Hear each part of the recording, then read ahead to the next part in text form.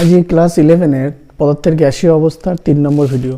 আজকে আলোচনা করব তোমার বয়েলের সূত্র, চার্লসের সূত্র, চাপের সূত্র এবং অ্যাভোগাড্রো প্রকল্প এবং হচ্ছে সার্বজনীন গ্যাস ধ্রুবক আর তার ইউনিট কী হবে এবং তার ডাইমেনশন কেমন কী হয় সেই নিয়ে।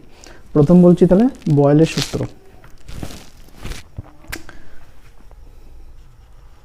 বয়েলের সূত্র বয়েলের সূত্রটি কী বলছে? বলছে নির্দিষ্ট উষ্ণতায় নির্দিষ্ট ভরের গ্যাসের আয়তন, নির্দিষ্ট উষ্ণতায় নির্দিষ্ট ভরের গ্যাসের আয়তনটা তার চাপের সাথে ব্যস্তানুপাতে পরিবর্তিত হচ্ছে। কন্ডিশনটা কি? ভর নির্দিষ্ট, ভর ও উষ্ণতা দুটো নির্দিষ্ট, ভর ও উষ্ণতা নির্দিষ্ট। মানে তার মানে কি, গ্যাসটির উপর চাপ বাড়ালে তার আয়তন কমবে এবং চাপ কমালে আয়তন বাড়বে। এবার প্রপোর্শনাল চিহ্ন যখন উঠে যায় তখন কি একটা কনস্ট্যান্ট টার্ম আসে, সমানুপাতিক চিহ্ন উঠে গেলে সমান লিখলে একটা কনস্ট্যান্ট টার্ম আসে। তাহলে কেটাকে ধরছে কি? ধ্রুবক। কেটা হচ্ছে একটা ধ্রুবক রাশি। তাহলে পিভি ইকুয়াল টু কি? পিভি ইকুয়াল টু কে বা কনস্ট্যান্ট। তাহলে পিভি ইকুয়াল টু চাপ আয়তনের গুণফলটা হচ্ছে কনস্ট্যান্ট। এবার যখন ফুটবল বা ভলিবলে যখন পাম্প দেওয়া হচ্ছে সেক্ষেত্রে কি চাপ দেওয়া হচ্ছে, আবার ওদের আয়তনটাও বাড়ছে। তোমার মনে হতে পারে সেক্ষেত্রে বয়েলের সূত্রটা তো লঙ্ঘিত হচ্ছে, কিন্তু যখন সেক্ষেত্রে কি হচ্ছে, আয়তনটা বাড়ছে, চাপ দিচ্ছে ঠিক, কিন্তু সেক্ষেত্রে ভরটা কিন্তু নির্দিষ্ট নেই, সেক্ষেত্রে ভরটা কিন্তু ক্রমশ বৃদ্ধি পেয়ে যাচ্ছে। তাহলে ভর যেহেতু নির্দিষ্ট নেই সেক্ষেত্রে, তাই সেক্ষেত্রে বয়েলের সূত্রটা কিন্তু প্রযোজ্য হবে না। অনেক সময় এটা কোশ্চেন দেয়। তাহলে ভর আর উষ্ণতা দুটো জিনিস কিন্তু নির্দিষ্ট থাকতে হবে।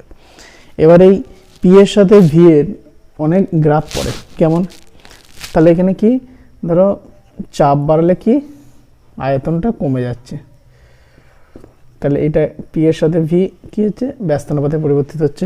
পি এর সাথে ভি ব্যস্তানুপাতে পরিবর্তিত হচ্ছে। এবার পি এর সাথে যদি 1/v করি, 1/v, তাহলে 1/v এর সাথে কি হবে? সমানুপাতে। কিন্তু এইখানটা দাগটা এরম যাবে, মানে একদম এইখানটা থেকে কিন্তু বোল্ড লাইন হবে না, একটু এখান থেকে ডটেড লাইন হবে। আবার যদি তোমার ধরো পি এর সাথে ভি এরই দিয়েছে, বলছি বিভিন্ন টেম্পারেচার দিয়েছে, বলো T1 temperature, T2 temperature, T3 temperature দিয়ে বলছে T1 greater than T2 greater than T3।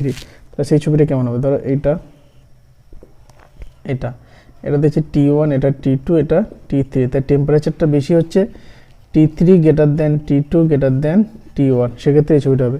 কারণ এটা কি আমরা জানি, উষ্ণতা বাড়লে আয়তন বৃদ্ধি পায়, তাহলে উষ্ণতা যখন বাড়ছে তার আয়তনটাও সেক্ষেত্রে বাড়ছে। আবার যদি তোমার লগ পি এর সাথে লগ ভি গ্রাফ দেয়, তাহলে সেক্ষেত্রে ছবিটা কেমন হবে? তাহলে P V equal to constant, তাহলে এখানে যদি লগ নিই তাহলে কী হবে? Log P plus log V equal to কি? লগ কে, এটা কনস্ট্যান্ট টার্ম হচ্ছে। তাহলে লগ পি এর সাথে লগ ভি, তাহলে লগ পি সমান কী হবে? লগ পি সমান হচ্ছে তোমার মাইনাস লগ ভি প্লাস হচ্ছে লগ কে। কারণ এটা ডান দিক থেকে, এই বাম দিক থেকে ডান দিকে গেল, তাহলে লগ পি এর সাথে লগ ভি এর গ্রাফটা আঁকবো। লগ পি এর সাথে তোমার হচ্ছে লগ ভি। আর দেখো এইখানে ইন্টারসেপ্ট বা ছেদক, ছেদকটা কি? লগ কে। আর এখানে স্লপটা কি আছে, নতিটা কি আছে? -1।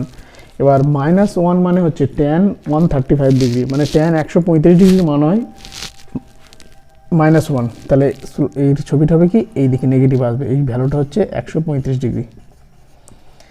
এই যে এখানে ইন্টারসেপ্ট মানে ছেদক, স্লব, নতি, এইটা যে বললাম, এই নিয়ে একটুখানি ডিটেলসে বলে দিচ্ছি কেমন কি ছবিটা, তাহলে গ্রাফগুলো আঁকতে সুবিধা হবে। তাহলে এটা হচ্ছে বয়েলের সূত্র অনুযায়ী সাধারণত এই গ্রাফগুলো গুরুত্বপূর্ণ। এবার আমি জেনারেল কয়েকটা গ্রাফ দেখিয়ে দিচ্ছি, তাহলে হচ্ছে তোমার বয়েল সূত্র বলুন, চার্লস সূত্র, চাপের সূত্র, সেইগুলোর গ্রাফগুলো আঁকতে সুবিধা হবে। ধরো তোমার ছবিটা আঁকতে দিচ্ছে y সমান mx, এই ছবিটা দিয়েছে, তাহলে এখানে কোনো ইন্টারসেপ্ট বা ছেদক কিন্তু নেই, দিয়ে y এর সাথে x এর তুমি ছবিটা আঁকছো, তাহলে কোনো ইন্টারসেপ্ট বা ছেদক নেই, তাহলে কী হবে? এইটা মূল বিন্দুগামী এবং এখানে নতিটা হচ্ছে এই, ধরো y এর সাথে x এর ছবি আঁকতে দিয়েছে, তাহলে x এর সাথে যে জিনিসটা থাকবে সেটা হচ্ছে নতি। এখানে m আছে, তাহলে এখানে নতি হচ্ছে m, বা নতি মানে হচ্ছে স্লব। আবার নতির ভ্যালু এইখান থেকে বার করা যাবে, নতি মানে হচ্ছে y/x। তাহলে এইখানে ধরো এখানে একটা পয়েন্ট, কোনো একটা পয়েন্ট নিলাম, সেই পয়েন্টে ওয়াই এর ভ্যালু কত হবে, ওয়াই অ্যাক্সিসে কত ভ্যালু, বা সেই পয়েন্টে এক্স অ্যাক্সিসে কত ভ্যালু, সেই ওয়াই বাই এক্সটা হচ্ছে অ্যাকচুয়ালি নতি। এবার ধরো ওয়াই ইকুয়াল টু ছবিটা দিয়েছে হয়তো এম এক্স প্লাস সি, তাহলে এখানে একটা ইন্টারসেপ্ট বা ছেদক দিয়ে দিয়েছে, তাহলে সেক্ষেত্রে ছবিটা কেমন হবে, ধরো ওয়াই এটা এক্স অ্যাক্সিস, তাহলে ইন্টারসেপ্ট আছে, তার মানে এটা কিন্তু মূল বিন্দুগামী হবে না, কারণ এখানে একটা ছেদক আছে। তাহলে এবার ছেদকটা এখানে দিলাম, আর সুলভটা কী আছে পজিটিভে, তাহলে ছবিটা হবে এরকম।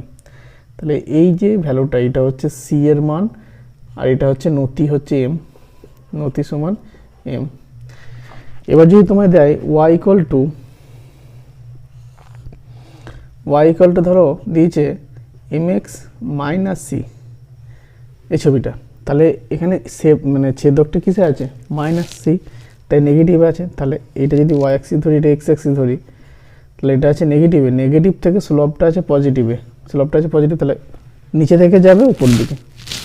আর যদি ওয়াই ইকুয়াল টু তোমার minus M X plus C আছে, Y equal to minus M X plus C, তাহলে ছেদকটা দিয়েছে কিসে পজিটিভে, তাহলে ছেদকটা আছে পজিটিভে। কিন্তু এখানে একটা খেয়াল রাখার জিনিস, এক্সের সাথে কি আছে মাইনাস এম, তার নতিটা আছে কি নেগেটিভে, তার মানে নতিটা কিন্তু নেগেটিভ যেহেতু, তাহলে ভ্যালুটা এরম নিচের দিকে আসবে। তাহলে এই ছবিগুলো একটু ক্লিয়ার যদি থাকে আইডিয়া, তাহলে বয়েলের সূত্র বা চার্লসের সূত্র এখন বলবো, সেই রিলেটেড যে সমস্ত ছবি চাপের সূত্র সেগুলো আঁকতে সুবিধা হবে গ্রাফগুলো। এবার তোমার চার্লসের সূত্র, চার্লসের সূত্র কি বলছে, বলছে স্থির চাপে, এখানে চাপটা স্থির, স্থির চাপে নির্দিষ্ট ভরের গ্যাসের আয়তন 0 ডিগ্রি সেলসিয়াস উষ্ণতায় যে আয়তন থাকে তার থেকে 1 ডিগ্রি সেলসিয়াস উষ্ণতা বৃদ্ধি করলে 0 ডিগ্রি সেলসিয়াস উষ্ণতাতে যে আয়তন ছিল তার 1/273 বৃদ্ধি পাবে, আর যদি 1 ডিগ্রি সেলসিয়াস হ্রাস করি তাহলে 1/273 হ্রাস পাবে। এটা আমি ব্যাখ্যা করে বুঝিয়ে দিচ্ছি। ধরো 0 ডিগ্রি সেলসিয়াস উষ্ণতাতে, ধরছি 0 ডিগ্রি সেলসিয়াস উষ্ণতাতে গ্যাসের আয়তন ছিল V0, 0 ডিগ্রিতে আয়তন ছিল V0। এবার কি বললাম, 1 ডিগ্রি সেলসিয়াস উষ্ণতা বাড়লে গ্যাসের আয়তন বাড়ে 0 ডিগ্রিতে যার ছিল তার 1/273। তাহলে 1 ডিগ্রি সেলসিয়াস উষ্ণতা বৃদ্ধিতে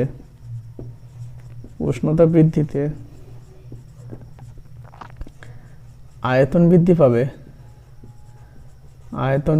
পাবে 0 ডিগ্রিতে যার ছিল তার 1/273, তাহলে V0 ইন্টু 1/273। তাহলে আয়তন বৃদ্ধি পেলে একটু ছিল কত V0, তাহলে 1 ডিগ্রি সেলসিয়াস উষ্ণতা বৃদ্ধিতে আয়তন বেড়ে হলো কত V0 প্লাস V0 ইন্টু 1/273, মানে অ্যাকচুয়ালি কত হলো V0 ইন্টু 1 প্লাস 1/273। তাহলে এখানে 1 ডিগ্রি বাড়লো বলে এখানটা মানে V0 ইন্টু 1/273, তাহলে যদি 2 ডিগ্রি বাড়তো তখন কি হতো V0 ইন্টু 2/273, মানে প্রতি 1 ডিগ্রি উষ্ণতা বৃদ্ধিতে আয়তনটা এভাবে বাড়বে। তাহলে T ডিগ্রি সেলসিয়াস উষ্ণতা বৃদ্ধিতে তোমার আয়তনটা বেড়ে হবে কত, VT ইকুয়াল টু কত, তখন VT লিখছি, মানে T ডিগ্রি উষ্ণতা বৃদ্ধিতে আয়তন বেড়ে হলো ধরছি VT, তাহলে VT করলে কী হবে V0 ইন্টু 1 প্লাস T/273। তাহলে VT উষ্ণতায় মানে T ডিগ্রি সেলসিয়াস উষ্ণতায় গ্যাসটার আয়তন হচ্ছে VT ইকুয়াল টু V0 হচ্ছে 0 ডিগ্রিতে যে আয়তন ইন্টু 1 প্লাস T/273। এবার এই চার্লসের সূত্র থেকে তোমার পরম শূন্য উষ্ণতার মান পাওয়া যায়। পরম শূন্য উষ্ণতা বলতে যে উষ্ণতায় গ্যাসের আয়তন শূন্য হয়ে যায়, যে উষ্ণতাতে গ্যাসের আয়তন সমস্ত গ্যাসের আয়তন শূন্য হয়ে যায়। এখানে পরম শূন্য উষ্ণতার মান হচ্ছে কত, যদি ধরো T ইকুয়াল টু হচ্ছে -273 ডিগ্রি সেলসিয়াস করা হয়, T ইকুয়াল টু কত -273 ডিগ্রি সেলসিয়াস, তাহলে কী হবে V of -273 degree Celsius equal to কী হবে V0 ইন্টু 1 প্লাস T এর জায়গায় কত বসাবে -273 বাই নিচে 273 আছে, তাহলে কি হচ্ছে V0 ইন্টু 1, এটা কেটে যায় -1, তাহলে V0 টোটাল 0 হয়ে গেল। তাহলে দেখো -273 ডিগ্রি সেলসিয়াস উষ্ণতাতে গ্যাসের আয়তন কী হয়ে গেল 0 হয়ে গেল। এটা অনেক সময় দেয় যে এটা এই -273 বলা কি হয় অ্যাবসলিউট টেম্পারেচার বা পরম শূন্য উষ্ণতা। তাহলে পরম শূন্য উষ্ণতা বলতে যে উষ্ণতায় সমস্ত গ্যাসের আয়তন শূন্য হয়ে যায় তাকে বলে পরম শূন্য উষ্ণতা।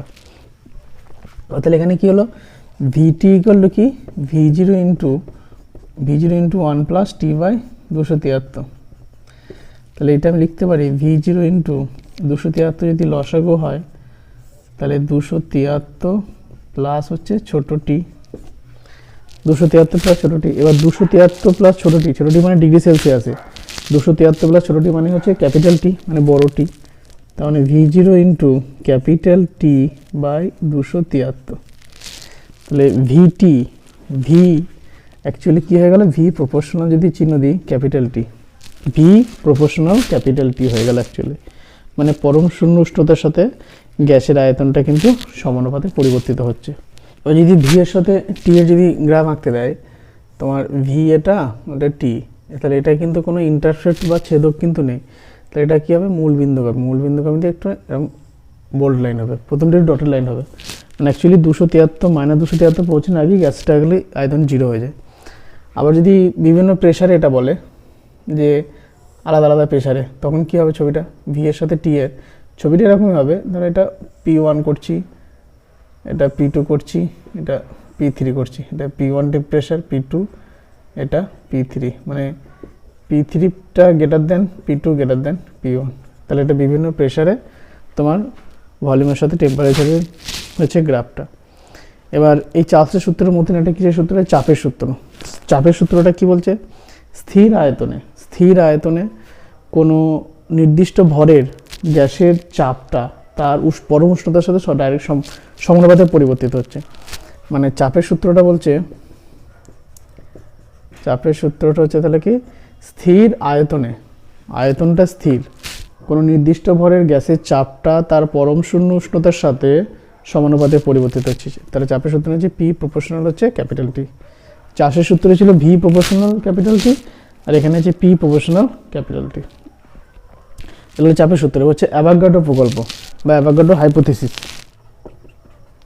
এটা কি বলছে, একই চাপ ও উষ্ণতায়, মানে চাপ আর উষ্ণতা একই রাখতে হবে, সম আয়তন সকল গ্যাসের সমসংখ্যক অণু বর্তমান থাকে, মানে ভি প্রপোর্শনাল হচ্ছে এন, ভি প্রপোর্শনাল এন।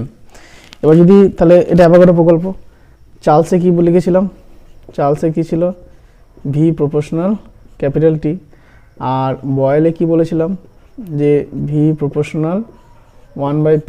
তাহলে যদি চার্লস, বয়েল আর অ্যাভোগাড্রো তিনটে কম্বাইন করি তাহলে কি হচ্ছে, ভি প্রপোর্শনাল তোমার টি এন বাই হচ্ছে পি, এনটা হচ্ছে মূল সংখ্যা। তাহলে পিভি কি হচ্ছে ইকুয়াল টু, এখানে একটা যখন প্রপোর্শনাল চিহ্ন উঠে গিয়ে একটা কনস্ট্যান্ট টার্ম আসবে সেটাকে বলা হচ্ছে আর দিয়ে লেখা হয়, পিভি ইকুয়াল টু এন আর টি। আরটা হচ্ছে ইউনিভার্সাল গ্যাস কনস্ট্যান্ট বা সার্বজনীন গ্যাস ধ্রুবক, ইউনিভার্সাল গ্যাস কনস্ট্যান্ট বা সার্বজনীন গ্যাস ধ্রুবক। তাহলে পিভি ইকুয়াল টু এনআরটি হচ্ছে আদর্শ গ্যাসের অবস্থার সমীকরণ। গ্যাস দুই প্রকার, একটা হচ্ছে আদর্শ গ্যাস, একটা হচ্ছে বাস্তব গ্যাস, সেই নিয়ে পরে বলবো। তাহলে আদর্শ গ্যাসের অবস্থা সমীকরণটা হচ্ছে পিভি ইকুয়াল টু এনআরটি। এবার এই যে আর এর ইউনিটটা সম্বন্ধে একটু আইডিয়া থাকতে হবে, কারণ এটা খুবই কাজে লাগে। তাহলে আর মানে কি হচ্ছে, ডাইমেনশন অফ আর যদি বলি, বা ইউনিট অফ আর মানে প্রেশারের unit into volume by N into T, মানে মূল নাম্বার ইন্টু টেম্পারেচার। তাহলে প্রেশার মানে কি জানি, প্রেশার মানে চাপ, চাপ মানে কি বল বাই ক্ষেত্রফল, বল বাই ক্ষেত্রফল, চাপ সমান বল বাই ক্ষেত্রফল। তাহলে বল বাই ধরো ক্ষেত্রফল মানে হচ্ছে দৈর্ঘ্য ইন্টু প্রস্থ, বা এরকম যদি লিখতে পারি দৈর্ঘ্যের বা লেন্থের স্কোয়ার। তাহলে চাপের মাত্রা হলো বল বাই দৈর্ঘ্যের স্কোয়ার। আর ভি মানে হচ্ছে আয়তন, তাহলে আয়তন মানে কি দৈর্ঘ্যের কিউব, মানে দৈর্ঘ্য ইন্টু প্রস্থ ইন্টু উচ্চতা, তার মানে দৈর্ঘ্যের কিউব। তাহলে অ্যাকচুয়ালি আর এর ইউনিটে কী হবে, আর ইকুয়াল টু কী হবে, তোর প্রেশারের জায়গায় লিখবো বল বাই দৈর্ঘ্যের স্কোয়ার। তাহলে বল বাই দৈর্ঘ্যের স্কোয়ার ইন্টু তোমার ভলিউমের জায়গায় লিখবো কি দৈর্ঘ্যের কিউব, ইন্টু হচ্ছে দৈর্ঘ্য তার কিউব বাই কী হবে মূল নাম্বার। তাহলে মূল ইন্টু টেম্পারেচারের জায়গায় কী লিখবো কেলভিন, টেম্পারেচারটা হচ্ছে অ্যাবসলিউট মানে কেলভিন স্কেলে, তাহলে হচ্ছে কে দিয়ে লিখবো। তাহলে এটা হচ্ছে বল, এটা দৈর্ঘ্য কিউব বাই দৈর্ঘ্য স্কোয়ার, তাহলে দৈর্ঘ্য থাকবে একটা, তাহলে বল ইন্টু দৈর্ঘ্য বাই হচ্ছে মোল ইন্টু কেলভিন। তাহলে বল ইন্টু দৈর্ঘ্য মানে কি কৃতকার্য, মানে আমরা কি জানি কৃতকার্য মানে হচ্ছে কোনো বস্তুর উপর প্রযুক্ত বল এবং সরণ। তাহলে বল ইন্টু তার দৈর্ঘ্য মানে সরণটা, সেটা হচ্ছে কৃতকার্য। তাহলে আর মানে হচ্ছে অ্যাকচুয়ালি কার্যের ইউনিট হবে, আর মানে হচ্ছে কার্যের ইউনিট হবে, তারপরে কী হবে মোল ইনভার্স, আর হচ্ছে কেলভিন ইনভার্স, এটা হচ্ছে আর এর ইউনিট হবে। এবার যদি সিজিএসে বলে, লিটার অ্যাটমসফিয়ারে বলে, তোমার জুলে বলে, সেটা বিভিন্ন ইউনিটে তখন এই কার্যের বিভিন্ন রকম ইউনিট হবে, সেই অনুযায়ী আলাদা হবে। আর মোল ইনভার্স কেলভিন ইনভার্স কিন্তু সমস্ত ইউনিটই থাকবে, এটা খেয়াল রাখবে। মানে গ্যাসের আর এর যা ইউনিট হবে সব জায়গাতেই কিন্তু মোল ইনভার্স কেলভিন ইনভার্স থাকবেই, এই কার্যের ইউনিটটা আলাদার জন্য আলাদা রকম ইউনিট হবে। যেমন লিটার অ্যাটমসফিয়ার, এবার ভ্যালুগুলো তার মানগুলো বসিয়ে ভ্যালুগুলো আলাদা হবে। যেমন লিটার অ্যাটমসফিয়ারের ভ্যালুগুলো হয়, লিটার অ্যাটমসফিয়ার ভ্যালুটা হবে কি আর ইকুয়ালটা হচ্ছে 0.082 লিটার অ্যাটমসফিয়ার, ইউনিটটা হচ্ছে তাহলে মোল ইনভার্স কেলভিন ইনভার্স, এটা লিটার অ্যাটমসফিয়ারে 0.082। তোমার জুলে যদি করি, জুলে হবে 8.314 joule mole inverse kelvin inverse. তোমার ক্যালোরিতে হচ্ছে 1.987 বা 2 ধরা হয়, 2 calorie mole inverse kelvin inverse. তারপরে যদি সিজিএসে বলি, যেমন এসআই বললাম কি 8.314 joule mole inverse kelvin inverse, তাহলে ওটাই যদি সিজিএসে বলি তাহলে 1 জুল মানে কি জানি 10⁻7 আর্গ, 1 জুল মানে হচ্ছে 10⁻7 আর্গ। তাহলে এটাই আর এই ইউনিটটা সিজিএসে কী হবে 8.314 ইন্টু 10⁻7 আর্গ, তারপর মোল ইনভার্স কেলভিন ইনভার্স, মানে মোল ইনভার্স কেলভিন ইনভার্সটা থাকবেই, আর বাদ বাকি হচ্ছে ওই তোমার এই কার্যের ইউনিট যেমন হবে সেরকম ইউনিটটা হবে। তাহলে পিভি ইকুয়াল টু কী জানি এনআরটি।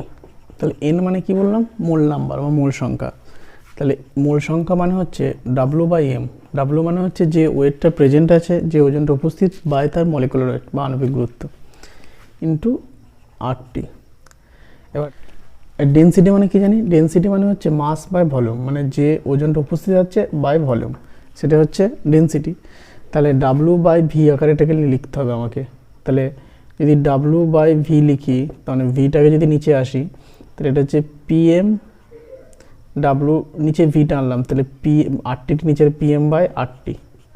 এটা কি জাস্ট একটু সাইজ করে লিখলাম, PV ইকুয়াল টু ডাব্লুটা এখানে নিয়ে এলাম, এমটা উপরে চলে গেলো, RTটা নিচে চলে গেলো, তাহলে এইটা মানে হচ্ছে D density, density equal to, তার ডেনসিটি ইকুয়াল টু কী হচ্ছে PM pressure into molecular weight by universal gas constant into তার কেলভিন স্কেলের টেম্পারেচারটা। অনেক সময় গ্যাসের প্রেশার মলিকুলার এসব হয়তো বলে দিল, দিয়ে বললো ডেনসিটিটা বার করো, তবে এটা কিন্তু কাজে লাগে।